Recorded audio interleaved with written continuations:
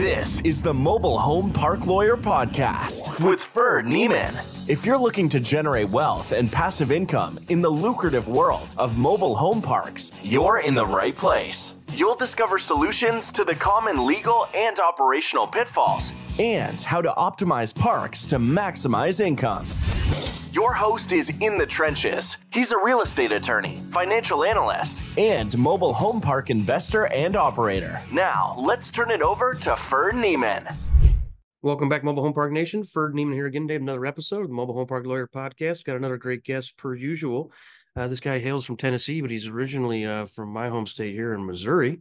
Excited to hear his story and his company's background and the services they provide. Please help me welcome my guest, Kirby Horton. Kirby, thanks for coming on, man. Well, Ferd, good morning. How are you doing today? Hey, beautiful day here in Kansas City. I hear you. A little chilly, but it's a nice day.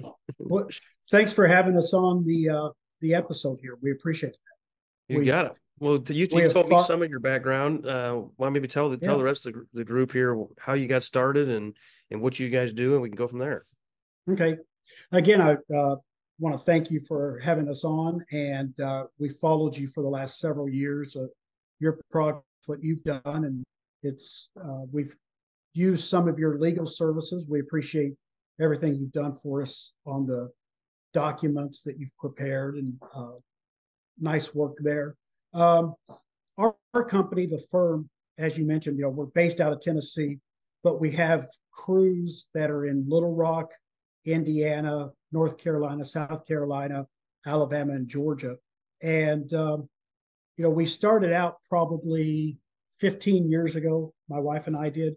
We have a history of working in the employee benefits arena. That's where we started right out of college, dealing with ERISA plans, pension plans, group health plans. And we had a career in that and did well. And then probably 16, 17 years ago, we decided, for some diversification and to change direction and where we're going. And after doing a lot of research, a lot of reading, we stumbled upon Lonnie Scruggs' book. And we basically started out as a Lonnie dealer.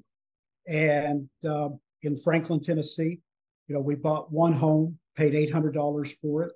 And the park manager at the time is actually one of our employees today, and he's been with us from the very beginning. He was our very first employee that we hired outside of family. And so we bought that home, we rehabbed it, sold it on terms for 4 years, and that worked out well. So we went back to the trough and got a second and third. And finally, by the time we decided to exit the Lonnie business and get into park ownership, I think we had probably 60, 70 homes that we had purchased and rehabbed and then sold on terms. So we had a nice little revenue stream going there. One of the things, Ferd, that we found out, it didn't take very long, was when you do that type of business, I found myself being tied to the mobile home parks the first week of the month to collect rent. Right. And then the other thing is it was sort of a self-liquidating business because I put everybody on a 48-month term, and it was very simple. They put $3,000 or $4,000 down and pay me $250 a month for 4 years, and everybody's happy. But you're on a treadmill there because it's self-liquidating. You have to replace every time somebody pays off their mortgage or their note to us. We had to go in and find replacement homes for that. And then around that time also, Dodd-Frank came into the SAFE Act, was implemented. And there was thousands, probably millions of dollars spent on legal fees trying to figure out, how to be compliant. And maybe even to this day, I'm not sure that anybody ever figured out the magic bullet to be compliant. Everybody's got their opinions, but it just got to be a little dicey, with the SAFE Act and the concern about if we were doing things right. And so we basically realized that owning the dirt, owning the mobile home community itself was a better way to go. So we let all of the Lonnie homes run off the books, and we didn't replace them. And we just started purchasing and working in the mobile home parks themselves. First one we did, we lost about $70,000 simply because we didn't know what we were doing. We knew how to buy and rehab and resell mobile homes, but we did not know really the first thing about running a park or doing due diligence before we purchased it. And but we learned a lot. It was relatively inexpensive tuition, to get into the game. And after that one, we never lost a penny on any park after that. So it's been full steam ahead. I think we've been involved in probably close to 100 parks at this point that we've gone into. We typically look for distressed properties, properties that have low occupancy, a lot of empty lots, heavy on the POH as opposed to TOH. Then we just go in and do our deal. We convert the POHs to TOH, infill the vacant lots, improve the community, add value to the life of the residents that are living in the community. And then once you've added that value to their community, then you can justify rent increases, which increases the value of your asset. And I think we've done very well. We've not only have we helped ourselves financially, but we've been able to improve the lives of the residents that are living in the communities that we serve. No, great stuff. That's where we are today. That's good. A lot of good stuff there. Yeah, I mean, especially I like that where you're saying you improve the community and then you can justify the rents. That's the way we do it as well. A lot of people obviously have got some heat and got the industry heat and talking about rent control because they'll go in, double the rents and not even change the phone number on the sign, and it's a big problem. Exactly. Right? Yep. No, on the Dodd-Frank piece, I mean, I think the proper way to get compliance would be to get a mortgage loan originator license, but it's a heavy burden for your sales staff. So that's where the PEP, the 21st Mortgage, the Zippy, Vanderbilt, Triad, those places can come in and be helpful to kind of do the paperwork right. And I echo your comment about kind of the recycling of cash or self-liquidating. I mean, that's part of the reason I stopped flipping houses. It was like I did all this work and I made $10,000, I made $20,000. I paid tax on it, ordinary income. And then I'm like, I got to do it again in order to get money. Yeah. So then I started doing buy and hold and like, wait a second, I do a little bit of work up front and then I get a little bit each month, but every month. And of course it goes up and that note goes down and you build equity. So really increases the overall yield and IRR. So I'm with you that, the Lonnie deals, that's the problem where they roll off and then it's like, well, now you get to replace it. So curious then on your point or your comment about converting POH, park-owned homes, to tenant-owned homes. I think most people in the industry prefer tenant homes as well because they just less maintenance. You get rid of some what can be a depreciating asset at times. But one benefit of the POH relative to the Lonnie deal is it doesn't liquidate itself. You get, instead of $250 a month, you get $300 a month, and you get it forever. Of course, the downside is you got to maintain it, and may require more management, more maintenance. So it could impact your financing. So just in general, do you guys also have rentals, or is the goal just no rentals and you convert them all to tenant-owned homes? Now, the used homes, the older homes, the legacy homes that we inherited when we bought the park, not legacy the manufacturer, sure. But the old timers that were living there before us. We do everything that we can to convert those as quickly as possible.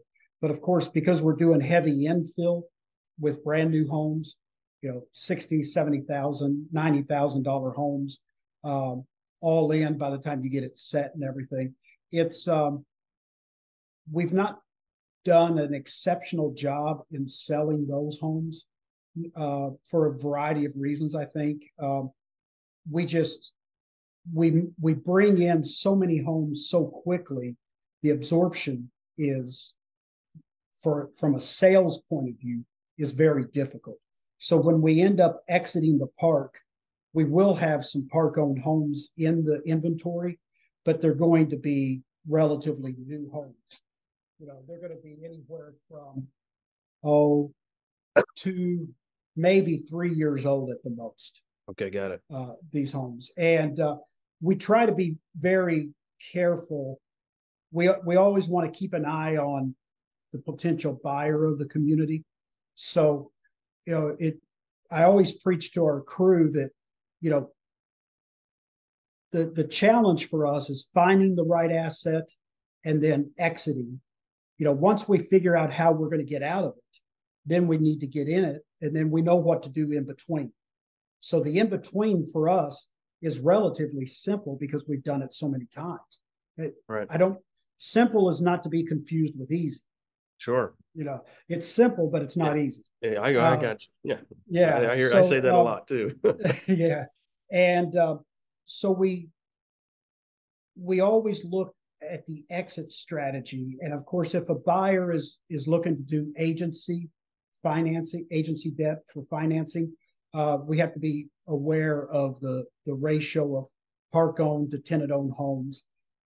So we really try to bump that TOH up as high as we can, recognizing the buyer's needs to finance the property. Now, if it's an asset that we plan on holding for several years, we're not in such a hurry to convert that the POH to the TOH model. There is a lot to be said for the POH. Unfortunately, it's just a fact that the seller is not going to get the real value of the park-owned homes. You just can't do a 8 cap on the rental income. So you take a haircut there. So we recognize that with the asset that we're working on. Are we going to sell it, or is it going to be a intermediate or long-term hold? No, that's a good analysis. I have, some similar thoughts on it. But I'm curious, what goes into the decision hopper as to determine whether or not you're going to flip out of that park or you're going to hold it long term. Because a lot of guys only flip parks, and a lot of guys say, I'll never sell them, and they just build these big portfolios. Sounds like you're, kind of a little bit of both. So what goes into that decision matrix? Gosh, I wish that it was as simple as a matrix that we could just fall back on. It's a lot of times it's just gut. You get into a deal and you think that this is something it's close to a vacation spot that we like to go to. It appears to be relatively easy to handle, and then you get in there and you find that the municipality is not friendly. They don't like working with mobile home parks. In fact, they would prefer that we not even be there. Right. So we can get into situations like that where on the surface it appears to be a buy and hold, but in reality, after getting in there and working on it for a while, I'd like to think that we uncover everything during the DD process, but we don't. I do think that we're better each time that we do the DD, but invariably you end up missing stuff, and hopefully what you miss is going to be inconsequential. It's not going to wreck the train. But you get in there, and one of the best parks that we ever had, we sold, and to this day I still regret selling it because it was such a easy operating park and cash cow. The offer, I think we sold it maybe 3 years ago, when cap rates were really, really low. And it was just very appealing and tempting, to take that and run with the profits. And I've done the same thing. I've done the same thing. Like, it was so easy to run. Why did I get rid of that? But that's why somebody paid a premium. Direct bill, water, sewer, trash, no park owned homes, fully occupied, good rents. And I had to let her go, But that's exactly where this one was. It wasn't very large.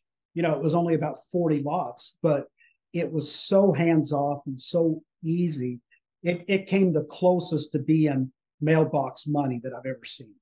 Yeah. And Been there. I think you bring up a good point too on, changing the business plan. If the plan is buy and hold, but then something changes, perhaps it's a great offer, but perhaps it's the city. I know one of my mentors at my old law firm, he used this quote. He said, capital goes where it's welcome and stays where it's appreciated. And I bought a park in Northeast Missouri, and I had to close before I could get a variance. This is the seller firm date. I had to close. So I talked to the city ahead of time, and I needed a variance for infill because I was going to be shorter. I was too short for the setbacks. And the mayor said, yeah, no problem. We called our local council person, no problem.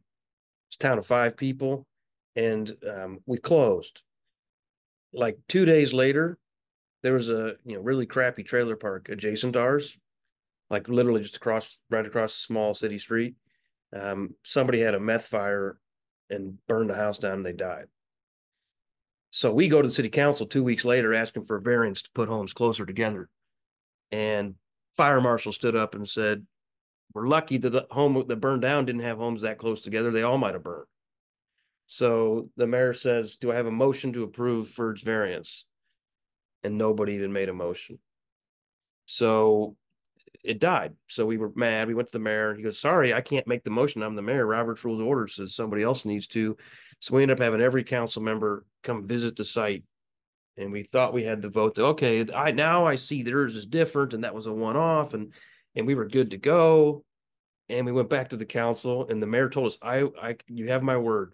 I'm going to get it done. I'm going to get you your motion. And he had the mayor pro tem motion to approve. And the mayor says, do I have a second? Crickets. The next day we listed that park for sale, and we said our capital is no longer appreciated here. And we actually made a little bit of money.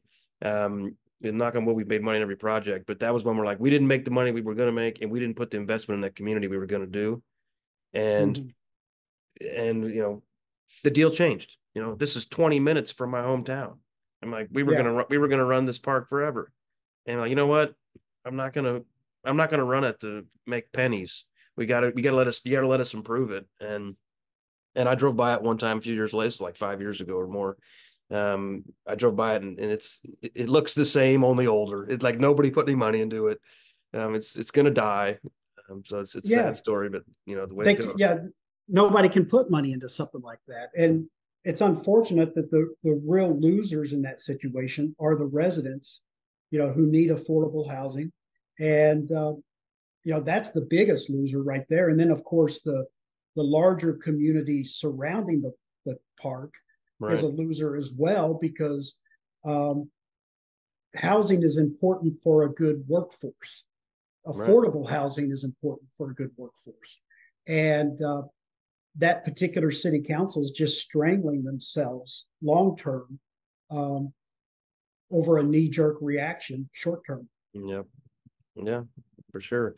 Okay, so you guys, tell me how you convert the tenant-owned homes or the park-owned homes to tenant-owned homes. I've heard people say you just send them a non-renewal, and some of them try to pitch them on a different lot rent. Some of them try to pitch them on, we'll fix something up. And I'm curious your conversion ratio, because Frank Rolfe he's done it more than probably most, and I've heard him say, if you got 100 of them and you tell all 100 we're non-renewing your lease, he said 50 of them will say cool, and I'll take the slightly decreased payment. Of the remaining 50, they'll be quiet, and then the time it comes due, half of those, the 25, will say, okay, I'll do it, begrudgingly, and then 25 will go away. So that was kind of his metric, was you're going to get about 75% success. Well, I had a client that did it somewhat recently, and everybody left. And it was like, oh crap, dear. we weren't planning on that, Yeah. And part of it's obviously it depends, right? What's the quality of the home? What's the quality of the park? What's the delta in rent, and so on. But I'm curious your experience with it. Well, all of those things that you just mentioned, the delta is important, of course. The quality of the home is important. We don't take the heavy hand approach that Frank suggests. We take more of a hands-on, meet with each person in their living room. Our community managers are empowered. One of the things that we do that that we preach to our employees is that they've got the ability to do whatever is necessary to get the job done. I mean, we will support them. We've got their back 100% for them to do what has to be done to accomplish the mission, as long as 3 criteria are met. And those 3 criteria is that it has to be legal, it has to be moral, and it has to be ethical. And as long as our employees are abiding by those 3 tenets, then they can do whatever is necessary to accomplish the mission that we have. So as long as it's legal, ethical, and moral, they have the ability to make things right for the community and for the residents. So we really empower with a bonus structure and just letting the employees know that they're the community managers and important to us. That the community manager is the most important employee in the company. I mean, they are right there taking the heat every day.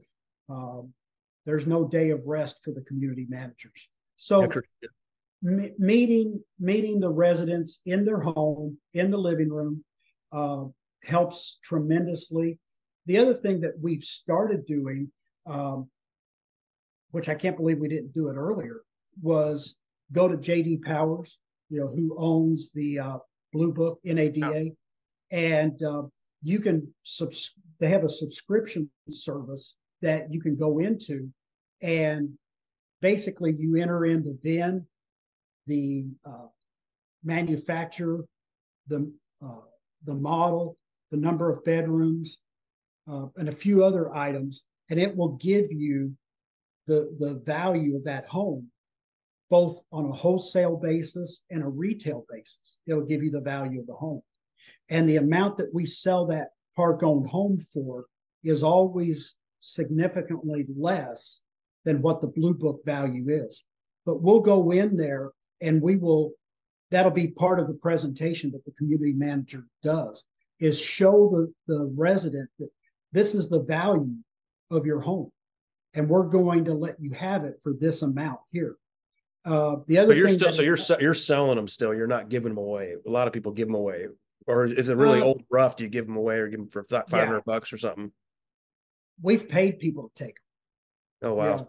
Yeah. So on the other, and that's got to be an interesting sales pitch. Here's a valuable asset for you, so valuable. I'm going to give you $1,000 to take over this money pit. Yep.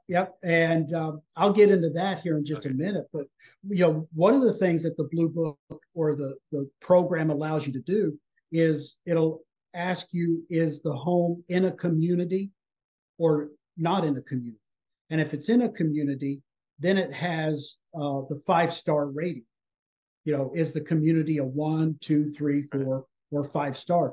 And the value, depending upon the grade that the community receives, obviously the higher the value of the home. Right. So we go in and we pave the streets. We take to the landfill all of the dinosaur homes that don't belong there.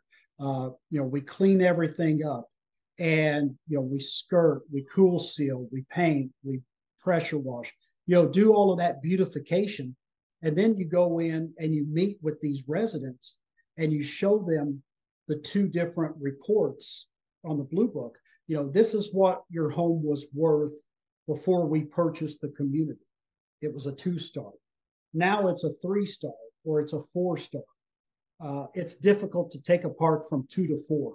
Right. But if you go from 2 to 3, it increases the value of that particular resident by several $1,000s. No, that's great.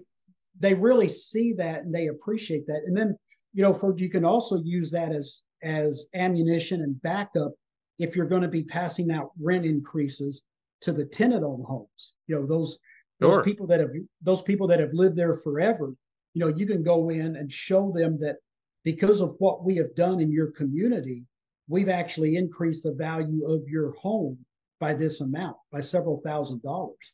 So that's why we're increasing the rent, because we invested hundreds of thousands into the community, which, a rising tide will lift all boats. And the value of their particular home has gone up because of the investment that we made into the community. So it makes the rent increases a lot more palatable and easier to swallow for the residents. And circling back to giving away the homes, or actually paying somebody to take them, you are going to have homes that just, just about every park, you're going to have those homes that aren't worth very much at all. Or you're going to have to put thousands and thousands of dollars into it to make it worth it. And the thing is, once you put thousands of dollars into that old home, what you still have an old home at the end of the day. So a lot of times, if we have situations like that with those old homes, we'll go in and we'll explain to the people that we're going to give you the home, and we'll even go one step further. We will give you a credit of $500, maybe $1,000, maybe $2,000 for material that you purchase to rehab the home yourself. The only thing that we ask is that you bring us the receipts and you show our manager, our community manager, you show them where the material has been used on that particular home. So if somebody wants to go to Home Depot and buy $1,500 worth of flooring, or $600 worth of paint, or whatever it is they need to buy to get that home into the condition to live in, we will help finance the purchase of that material and not charge them any lot rent while they're working on the home. As long as we can see that they have actually put that material into the home and are making progress, then we'll give them credit, or we'll write them a check for the money that they've spent improving that home. The one thing that we don't want is somebody to go out and buy $2,000 worth of material and then go sell it to somebody else, right? And then expect us to reimburse them. So you've had that happen before. We've had that happen before. I've been there. Yeah. Just about everything we do today is a result of something that's happened in the past. Right, but they say good experience good judgment comes from experience. Experience comes from bad judgment. So yes, and it's very seldom ever free. Right. So when we give away homes sometimes, and when we do now, we used to say, okay, we'll give you the house, but you got to paint it, you got to fix the outside, and then it didn't happen. So now we say it's a free home. Pick the colors. I don't care what color they are of these 16 choices. You pick the color. We'll paint it. We're going to fix the deck. We're going to stain the deck. And we're going to clean the yard and power wash the home or whatever else. And that's going to cost $500 or $1,000, and say, we'll give you that $1,000 worth. Or we may say, you pay us $1,000 for the home, but then but it's just really for labor. You pay our crews. The home was free, but you pay for the upgrade. Right. Exactly. And it works. Usually if you vet, if you just give the home away as a handyman special with no incentives, your success rate's going to be significantly lower, we have found. And you put the burden on the new homeowner, to improve it. And it makes perfect sense. If your lot rent is at, say, $350, and you have a pretty decent delta, now all of a sudden you've got a $450 lot rent, maybe $475, $500 a month lot rent. It certainly is worth it, to do that. Yeah, good point. Now, I excuse me. I know you mentioned before we start recording, you guys do hundreds of infills, and you got some of your own set crews. I'm curious, do you guys do your own transport also, or do you hire out the transport? No, we don't. We have the manufacturer arrange the transport. Because you're basically buying all new homes. Yes. Yeah. I would say for probably 4, maybe 5 years ago, a lot of the manufacturers would allow you or encourage you to do your own transport. But that really got complicated. We would have situations where our transport guys would show up at the factory to pick up the home, and the home wasn't ready. Or it was on their lot, but there were 3 or 4 other homes in the way. So then the mover is sitting around waiting, for those other homes to be repositioned on the lot before they can get to the home that we have. And then by the time they get it to us, it's already the end of the day. It just got very, very burdensome and complicated. But I find that today, most of the manufacturers will handle the transport from the factory, to the community. Yeah, and that's whenever I buy new homes, I always let the manufacturer run it. For used homes, we got to organize a lot of it ourselves, and we've looked at even in-house crew. We got a guy that's quasi in-house. So I'm curious your view on buying new homes versus used, and then in particular, do you think you can put a new home in any community or only in nicer upper dollar lot rent communities? Yeah, that's part of your DD, is making sure that that new home doesn't stick out. You've got to, when you're buying a 1,100 square foot new home, say a 16 by 72, 3-bedroom, 2-bath, you're going to be renting that home out to a family, not to an individual, not to a couple, but in all likelihood to a family. And do they really want to be living in between two trailers from 1965, that haven't been kept up? So you really have to think about, how am I going to market this new home? If you're bringing in 30 or 40 or 60 new homes into a community, and you've got another 120 homes there that are just, obsolete and ugly, you really have to rethink that and say, how's our marketing success? Are we going to be able to fill those homes at a premium price with all of these butt ugly homes surrounding it? Right. So that's something that you have to look at, and will it fit in?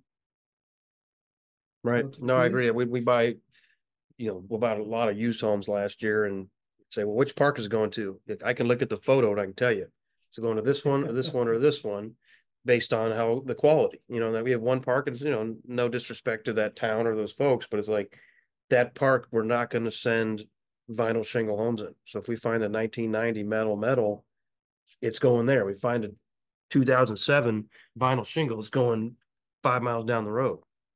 Right. Yep. Absolutely. Okay, good stuff. Well, what other tips or tricks do you want to share with our audience, Kirby, or other comments you want to share before we? Well, yeah, last year, I think, 2022, we probably brought in somewhere between 400, maybe 500 new homes. It was a good year for us. We're seeing a slowdown in 2023. Interest rates, have impacted that some. The other thing that we're seeing is, there's a very large disconnect between buyers and sellers of parks today. Sure. There's always a disconnect, and that's why the real estate brokers serve such a valuable function, because they help eliminate that disconnect, that gap between buyer and seller, and they bring it together.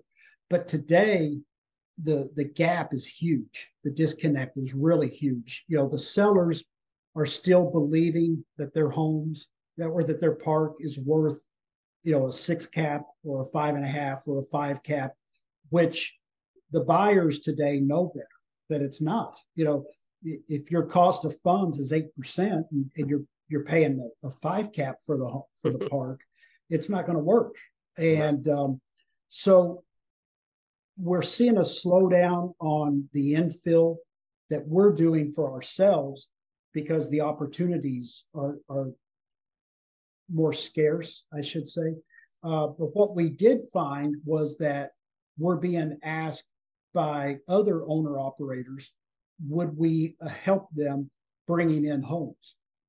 So that's become a little profit center within the company that we're projecting to grow significantly, and probably 2024, 2025, I would guess that the revenue from contract work, that we call it, is probably going to exceed the revenue from the actual parks that we own. Wow. So we're getting calls, from a lot of operators who have anywhere from 5 to 60 homes that they want to fill in a park. And we'll do everything from site surveys, getting the permits, determining the setbacks, determining the size of the homes, the lot preparation, water, sewer, electrical, AC, skirting, decks, clean up the interior, get it move-in ready, landscaping on the exterior. So we've been doing a lot of that the last several months, and our pipeline is filling up quickly, for 2024 on providing that contract work like that. And do you guys select the homes and order the homes, or does your client do that? Ultimately, it's their decision. We have some preferences. We have some manufacturers that we've had a lot of good success with over the years, and we highly recommend looking into those. We also work with the different financing organizations to help put together, especially for the guys that have never done infill in their park before. Sure. It can be pretty daunting, as making phone calls to the finance companies to purchase these homes, talking to the manufacturers, getting the right type of home, OSB wrap, all of these different things that a first timer might be unaware of. And even, guys that have brought homes in, they know it's simple, but they also know it's not easy. And so being able to provide an A to Z solution is a real value to our fellow park owners. But to answer your question, circling back, ultimately the decision to purchase the home is going to be the park owner's decision on which manufacturer they want to go with, which models they want to go with, how much they want to spend, that type of thing. Okay, good. Well, you guys have an impressive operation. It's good to see you doing all those different scopes and different attack plans on projects. Well, thank you. I think a lot of it's just survival.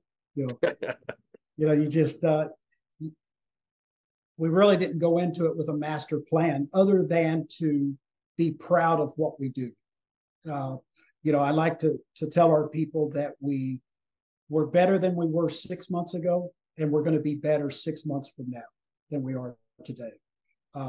So just, wanting to do the right thing for everybody is important. One of the things, that I always think about is, I would like to think somewhere down the road, 20, 30 years from now, there's going to be a mother or a father who's talking to their children about the quality of their life as they were growing up in this community. And they have fond memories of riding their bicycles, riding their scooters throughout the community, the friends that they have in the community, how safe they felt growing up in that community. That's probably one of the things that really drives me, that I think about several times every day, is changing the direction, changing the lives, improving the lives, the trajectory, so that these grown-ups 20, 30 years from now have fond memories of their childhood community that they grew up in, and that they're not ashamed to tell people that they grew up in a manufactured home community. And that's the other thing that is a burr under my skin or under my saddle, and that is when people refer to them as, mobile home parks, trailer courts, or even a manufactured home community bothers me, because, if you leave your office and you drive around Kansas City, or if I drive around Nashville, I see a lot of red brick homes. I mean, red brick is really big around here. But when you go into these communities, it's not the sign out front doesn't say Ravenwood red brick community. Right. It's Ravenwood, period. Right. And the same with our communities. Why would you call it a manufactured home community? It's a community, period. And I think by granted, using the term manufactured community is better than trailer park or trailer court or whatever, but it's still, I think, a slap. I think getting rid of the term manufacturing and just referring to it as a community, because that's what it is. No, I think that's a laudable goal. I mean, part of what we do, we call them mobile home parks typically because that's what our customers call them for purposes of marketing. Obviously, MHI, for example, really wants me to say manufactured housing community because it's classier. I get it. Technically, the mobile homes went away after 1976, so they're all manufactured homes.